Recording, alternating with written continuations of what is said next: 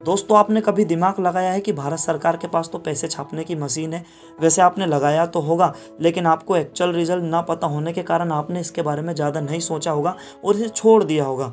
तो दोस्तों, सालों से चला आ रहा है आपका ये भ्रम आज टूटने वाला है। आज हमारे प्रयास आपको सटीक जानकारी तक पहुँचाएंगे। आपने ये भी सोचा होगा कि एक साथ ज़्यादा पैसा छापने के बाद सबकी गरीबी भी दूर की जा सकती है और सबको अमीर बनाया जा सकता है। लोगों को ना तो गरीबी, बेरोजगारी और किसी भी प्रकार की समस्या का सामना करना पड़ेगा, क्योंकि प्राकृतिक आपदाओं को अगर हम छोड़ दें तो मनुष्य का आधुनिक युग में समस्या का कारण सिर्फ पैसा ही है। अब हम आते हैं हमारे मेन पॉइंट पर। इस सवाल के जवाब को समझने से पहले हमें एक फॉर्मूला को समझना पड़ेगा। क्या मजबूरी होती है सरकार की जो मशीन होने के बावजूद भी बहुत सारा पैसा नहीं छाप सकती है? उसका कारण क्या होता है? तो दोस्तों जानिए, किसी भी देश में बनने वाली गुड्स एंड सर्विस यानी सामान और सेवा की कीमत उस देश की वर्तमान करेंसी के बराबर होती है। अर्थात सरल शब्द में समझे तो किसी भी देश में जो सामान की कीमत होती है वह उस देश की प्रेजेंट करेंसी होती है। इस बात को ऐसे समझिए, मान लीजिए सरकार ने खूब सारे पैसे छाप दिए और हम सबके पास लाखों करोड़ों रुपए आ गए। तो अब मार्केट में एक बिस्कुट खरीदने जाएंगे जिसकी पहले कीमत 5 रुपए थी। दुकानदार पहले जिस पर 50 पैसे बचा रहा था, लेकिन दुकानदार के पास भी लाखों करोड़ों रुपए हैं, तो इसलिए दुकानदार उस बिस्किट की कीमत कई गुना बढ़ा देगा। और इसी तरह कच्चे माल से लेकर तैयार माल सभी की कीमत बढ़ जाएगी।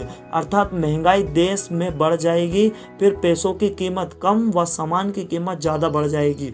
दुनिया इस बात को अच्छी तरह से जानती है, लेकिन इतिहास में 2 देश जर्मनी और जिम्बाब्वे ने ये गलती की है। पहला विश्व युद्ध के दौरान जर्मनी ने कई देशों से पैसे उधार लिए, लेकिन युद्ध में मिली असफलता के कारण वह ये कर्ज चुका नहीं पाया। फिर जर्मनी ने सोचा कि हम खूब सारा पैसा छाप देते हैं जिससे हम कर्ज उतार सकते हैं। फिर जर्मनी ने किया भी ऐसा, छाप दिए खूब सारे पैसे, जिसका नतीजा ये हुआ कि वहाँ की करेंसी की कोई वैल्यू नहीं रही और वहाँ की महंगाई आसमान छू गई। कुछ सालों पहले जिम्बाब्वे ने भी यही गलती की, उसने भी बहुत सारे पैसे छाप दिए। ये हुआ जिसका नतीजा कि करेंसी की कीमत कम रह गई और सामान की कीमत बहुत अधिक हो गई। इससे वहाँ के लोगों को साबुन, शैम्पू और छोटी छोटी वस्तुओं को खरीदने के लिए बैग भर भर के पैसे देने पड़ते थे। किसी भी देश में कितने पैसे छापने हैं ये उस देश की सरकार और सेंट्रल बैंक निर्धारित करती है, और जीडीपी यानी कि विकास दर के आधार पर यह तय किया जाता है। हमारे देश भारत की बात करें तो रिजर्व बैंक ऑफ इंडिया तय करती है कि कब और कितनी करेंसी प्रिंट करनी है। पहले भारत सरकार 1 का नोट छापती थी, अब सभी नोट रिजर्व बैंक प्रिंट करती है। दोस्तों, मुझे उम्मीद है कि आप समझ पाए कि कोई देश क्यों एक साथ बहुत सारा पैसा नहीं छाप सकता।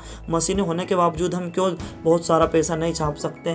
क्या कारण है? क्योंकि फिर सामान की कीमत बढ़ जाती है और पैसों की कीमत कम हो जाती है। तो दोस्तों, आज आपका यहाँ भ्रम टूट गया।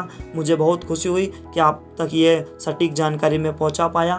दोस्तों, इस चैनल से जुड़ने के लिए चैनल को सब्सक्राइब कीजिए, वीडियो को लाइक कीजिए, शेयर कीजिए और कमेंट्स अवश्य करें।